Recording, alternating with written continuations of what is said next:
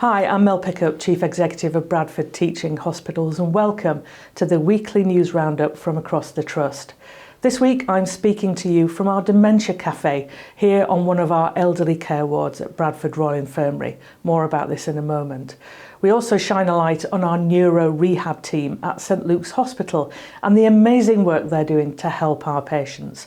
And as we celebrate Learning at Work Week, we catch up with a former healthcare assistant apprentice who has risen through the ranks to a management role here at our hospitals. But first, this week is Dementia Action Week, and the Trust hosted a play, Don't Leave Me Now, which shows the devastating impact of early onset dementia on family life.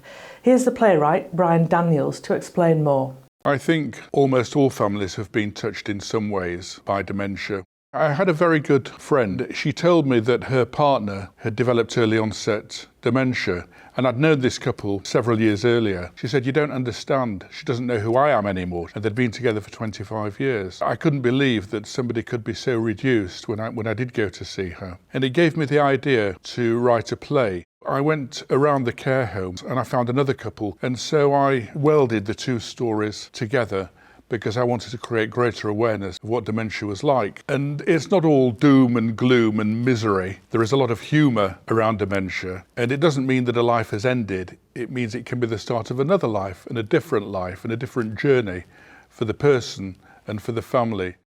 Thank you, Brian, for allowing us to host your play, and I hear those of you who saw the performance found it incredibly moving and informative. Now, as well as Dementia Action Week, it is also Learning at Work Week, which is set up to celebrate lifelong learning on the job. This is something we pride ourselves in here at the Trust.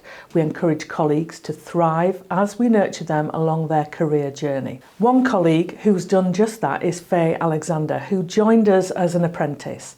Here she is to tell us more. At BTHFT we have over 300 staff members currently enrolled on an apprenticeship programme. I fairly rapidly decided that A-levels weren't for me and started at college on an apprenticeship programme, which really gave me the opportunity to explore different careers within the NHS. The whole team were really welcoming when I started and was sort of really embraced into the culture of the NHS. Doing the apprenticeship really equipped me with that sort of hands-on practical skills and knowledge. I was kind of aware what I was going to be going into. To anyone who does an apprenticeship, I would say to absolutely seize every opportunity available to you, because there's so many learning opportunities in the clinical environment. Within education, we have an apprenticeship team who are more than happy to meet with any individuals who might be considering undertaking an apprenticeship, and we can help to direct people down the correct route.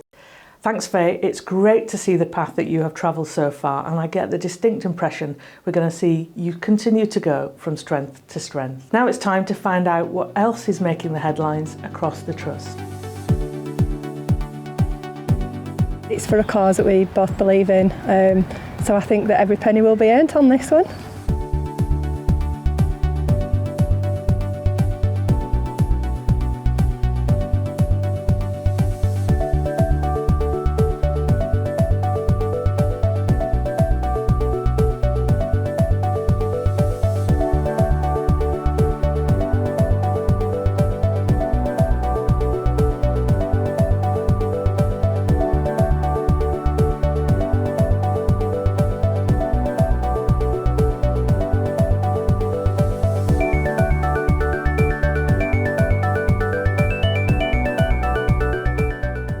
I'm really proud of my team and my leadership team, and without their help and support we wouldn't have been able to achieve this. So I'm really grateful.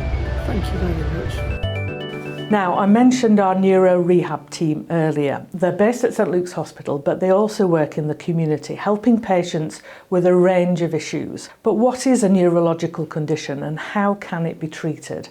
Here's stroke and neurophysiotherapist Kate Mooney to explain more. Neurological conditions are diseases or damage to the brain or spinal cord. So this affects how the messages travel around the body. Getting a diagnosis such as multiple sclerosis or Parkinson's disease or having a stroke is life-changing. And then there can be a lot of fear around that about, oh, it's so hard to move and it hurts when I move. Our team looks to rehab and set patient goals. The difference that we can make is getting people to a point where they can self-manage. We have a wide variety of equipment within our physiotherapy gym. Hydro is also good for our patients. The nice warm water can help relax them so they can move again a lot easier. Moving will help these things. If they're in pain or they feel wobbly, moving is the important thing to do, is the right thing to do. I know it's scary, and that's where our role comes in, to make them as stable and as strong and as confident as they can be.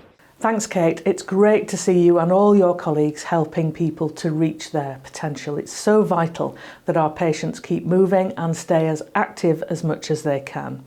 Well, that's it for this week. As usual, all our latest news and updates can be found on our social media channels, Twitter, LinkedIn and Facebook. And until I see you again next week, please do take care.